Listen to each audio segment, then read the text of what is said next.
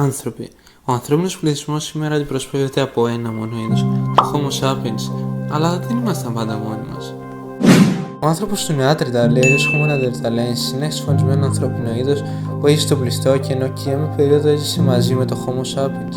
Τα πρώτα απολιθώματα Νεάντερταλ ανακαλύφθηκαν το 1856 στη κοιλάδα του ποταμού Νεάντερτ κοντά στο Ντίζελντορφ της Γερμανίας. Το 1864 ο Άγγλος γεωλόγος William King έδωσε στο νέο αυτό ανθρώπινο είδος το όνομα Homo neanderthalensis λόγω του κρανίου και των οστών που βρέθηκαν στο σπήλαιο Feldhofen.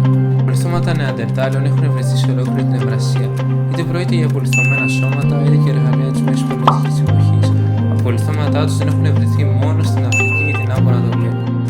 Όσον αφορά την ανατομία τους, είναι ιδιαίτερα μεγάλα κρανία και ιδιαίτερα μεγάλους εγκεφάλους ανάλογους με το Homo sapiens, αλλά παρόλα αυτά υπήρχαν κάποιες διαφορές στις αναλογίες, δηλαδή ήταν μικρότεροι στο εμπρόστιο μέρος και μεγαλύτεροι στο πίσω.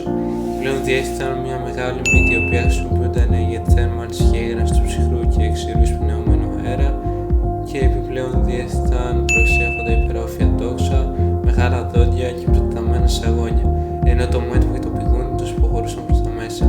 Επιπλέον, οι σκελετοί των Νεαντερτάλιων υποδηλώνουν μια κοντόφωτη διάβαση. Η ζωή των Νεάντερταλ μόνο εύκολη δεν ήταν, γιατί την ακρίβεια ήταν σκληρή και δύσκολη, τόσο σκληρή που άτομα του είδους αποκτούσαν μόνιμες κακώσεις λόγω γεννητικών ατυχημάτων, δηλαδή επαφής με άγρια ζώα. Οι Νεάντερταλ διέθεταν ένα ογκώδη σώμα, όντας μεγαλύτερο σημαντικά το Homo sapiens και των άλλων ανθρώπινων ειδών, που διατηρούσε τη θερμότητα, μειώνοντας την εκτεθειμένη στο κρύο επιφάνεια του δέρματος. Σε συνδυασμό με την κοντόχοντρη διάβλωση που αναφέραμε, ήταν κατάλληλα προσαρμοσμένη στην κλιματική και φυσική δρυμύτητα των τελευταίων ευρωπαϊκών παγετών. Όσον αφορά τη τροφή, οι Νεάντερταλ είχαν μια ποικιλία μεγαλόσωμων ζώων στο μενού τους, αλλά πλέον κατανάλωναν και φυτικές τροφές, οι οποίες ήταν πολύ δύσκολο να βρεθούν για τους χειμώνες, γι' αυτό οι Νεάντερταλ άφησαν την κατανάλωση κρέατος, πράγμα που αιτιολογεί το μεγάλο μέγεθος των δοντιών τους, καθώς και τις σοβαρές φθορές, γιατί η διαδικασία κατανάλωσης του ομού κρέατος ήταν μια εξαιρετικά δύσκολη διαδικασία.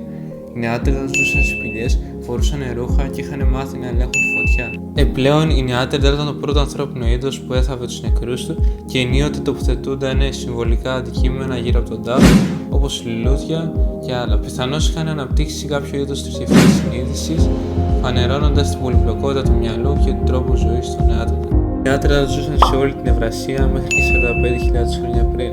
Όταν οι πρώιμοι Homo sapiens Cro-Magnon κατέφτασαν από την Αφρική στην Ευρώπη, μέσα σε 5.000 χρόνια οι Νεάντερταλ είχαν εξαφανιστεί πλήρως από την Ευρώπη. Αλλά απολιθώματα χρονολογημένα με άνθρακα από το σπήλαιο της Νότιας Ισπανίας ηλικίας 27.000 ετών και από άλλες περιοχές όπως το Γιβραλτάρ, η Νότια Ισπανία και η Πορτογαλία που στηρίζουν την ιδέα επιβίωσής τους σε μικρές περιοχές καταφύγια όπως η Κροατία, η Κριμαία και ο Κάφκασος.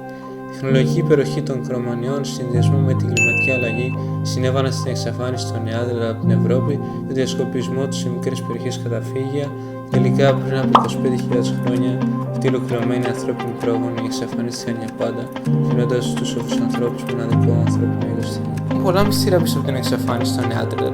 Πολλοί ισχυρίζονται ότι πρόκειται για μια ολική σφαγή και άλλοι πιστεύουν ότι λόγω των πολλών διασταυρώσεων μεταξύ των δύο πληθυσμών το DNA των Νεάντερταλ άρχισε να χάνεται, με αποτέλεσμα το DNA του Homo sapiens να αποτελεί το μεγαλύτερο ποσοστό του DNA μας. Τι έγινε με ακρίβεια, ίσως και να μην το μάθουμε ποτέ, αλλά ποιος ξέρει. Εσείς τι πιστεύετε ότι έγινε? Γράψτε την άποψή σας στα comments, και ένα like και μια εγγραφή γιατί βοηθάει το κανάλι. Πούμε στο επόμενο βίντεο.